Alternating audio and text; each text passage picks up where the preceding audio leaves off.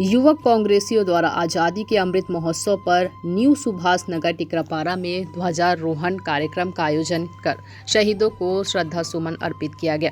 इस खास मौके पर मुख्य अतिथि के रूप में पधारे छत्तीसगढ़ सनिर्माण एवं कर्मकार मंडल के अध्यक्ष सुशील सन्नी अग्रवाल ने ध्वजारोहण कर शहीदों का सम्मान किया। स्वागत की कड़ी में युवा कांग्रेस और आसपास के सभी गणमान्य नागरिक व महिलाओं तथा बच्चों ने मुख्य अतिथि सुशील सन्नी अग्रवाल को फूल माला पहनाकर व गुलाल लगाकर बधाई दी।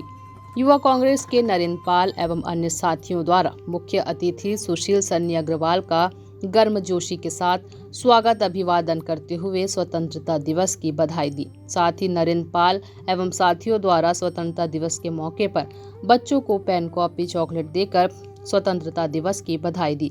युवा कांग्रेस के नरेंद्र पाल द्वारा आयोजित इस कार्यक्रम में प्रमुख रूप से लोकेश साहू, दिनेश साहू, मनीष साहू, बंटी सेन जैसे अन्य साथीगण भी मौजूद रहे।